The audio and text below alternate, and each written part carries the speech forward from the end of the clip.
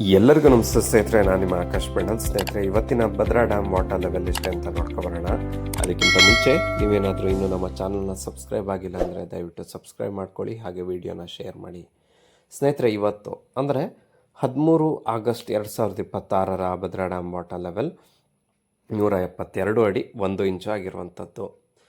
ಇನ್ನು ಇವತ್ತಿನ ಇನ್ಫ್ಲೋ ನೋಡೋದಾದರೆ ಮಳೆ ಕಡಿಮೆ ಆಗಿರುವಂಥದ್ದು ನೀಟಾಗಿ ಗೊತ್ತಾಗ್ತಾ ಇದೆ.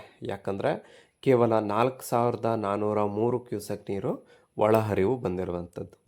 ಇನ್ನು ಇವತ್ತಿನ ಔಟ್ಫ್ಲೋ ನೋಡೋದಾದರೆ 201 ಕ್ಯೂಸೆಕ್ ಹೊರಹರಿವು ಇರುವಂಥದ್ದು. ಇನ್ನು ಸ್ಲೂಸ್ ಗೇಟ್ ಮೂಲಕ ನದಿಗೆ 100 ಕ್ಯೂಸೆಕ್ ಬಿಡ್ತಾ ಇದ್ದಾರೆ. ರೈಟ್ ಬ್ಯಾಂಕ್ ಚಾನಲ್ ಹಾಗೂ ಲೆಫ್ಟ್ ಬ್ಯಾಂಕ್ ಚಾನಲ್ಗೆ ಯಾವುದೇ ರೀತಿ ನೀರನ್ನು ಬಿಡಲಾಗ್ತಾ ಇಲ್ಲ. ಇನ್ನು ಎವಾಪ್ರೇಷನ್ ಆವಿಯಾಗಿ ಹೋಗುತ್ತಿರುವಂಥ ನೀರು 101 ಕ್ಯೂಸೆಕ್ ಇದೆ.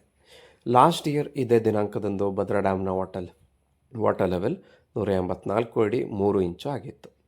ಇನ್ನು ಲಾಸ್ಟ್ ಇಯರ್ನ ಇನ್ಫ್ಲೋ ವಿಚಾರ ನೋಡೋದಾದರೆ 11,007 ಕ್ಯೂಸೆಕ್ ನೀರು ಒಳಹರಿವು ಬಂದಿತ್ತು.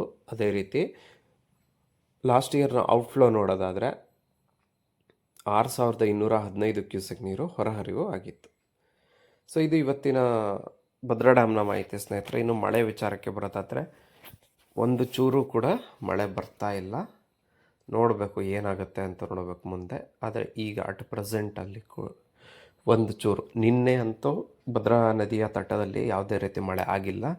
ಕಳಸ ಈ ಕ್ಷೇತ್ರಗಳಲ್ಲೂ ಕೂಡ ಯಾವುದೇ ರೀತಿ ಮಳೆ ಆಗ್ತಾ ಇಲ್ಲ. ಸೊ ಈಗೇನು ಇನ್ಫ್ಲೋ ಬಂದಿದೆ ಅದು ಮಳೆ ಆಗಿರೋದು ಹರಿದು ಬಂದಿರುವಂಥ ಇನ್ಫ್ಲೋ ಅಷ್ಟೆ. ಸೊ ಇನ್ನೇನಾದರೂ ಮಳೆ ಆಗಿ ಅದರ ಒಳಹರಿವು ಜಾಸ್ತಿ ಆಗಬೇಕಷ್ಟೆ. ಕಾದು ನೋಡೋಣ ಸ್ನೇಹಿತರೆ ಏನಾಗುತ್ತೆ ಅಂತ. ಇದರಲ್ಲಿ ಈಗ ಆಲ್ರೆಡಿ ಬೇರೆ ಒಂದು ಸುದ್ದಿ ನಾನು ನಿಮಗೆ ಪೇಪರ್ ಕ್ಲಿಪ್ಪನ್ನು ಕೊಡ್ತೀನಿ. ಬೇರೆ ಒಂದು ಸುದ್ದಿ ಹರಿದಾಡ್ತಾ ಇದೆ. ಈಗ ಮೇಲ್ದಂಡೆ ಯೋಜನೆ ಅಂತ ಏನೋ ಹೊಸದಾಗಿ ಪ್ರಾಜೆಕ್ಟ್ ಮಾಡಿದ್ರಲ್ಲ, ಭದ್ರಾ ಮೇಲ್ದಂಡೆ ಯೋಜನೆಗೆ ಮತ್ತೆ ನೀರು ಹರಿಸ್ಬೇಕು ಅಂತ ಚಿಂತನೆ ಮಾಡ್ತಾ ಇದೆ ಅಂತ ಇವತ್ತಿನ ಪೇಪರಲ್ಲಿ ಬಂದಿದೆ. ನೋಡೋಣ ಏನಾಗುತ್ತೆ ಅಂತ. ಇದು ಇವತ್ತಿನ ಮಾಹಿತಿ ಸ್ನೇಹಿತರೆ. ಇದೇ ರೀತಿಯ ಮಾಹಿತಿಗಾಗಿ ನಮ್ಮ ಚಾನಲನ್ನು ಸಬ್ಸ್ಕ್ರೈಬ್ ಮಾಡ್ಕೊಳ್ಳಿ. ಧನ್ಯವಾದಗಳು.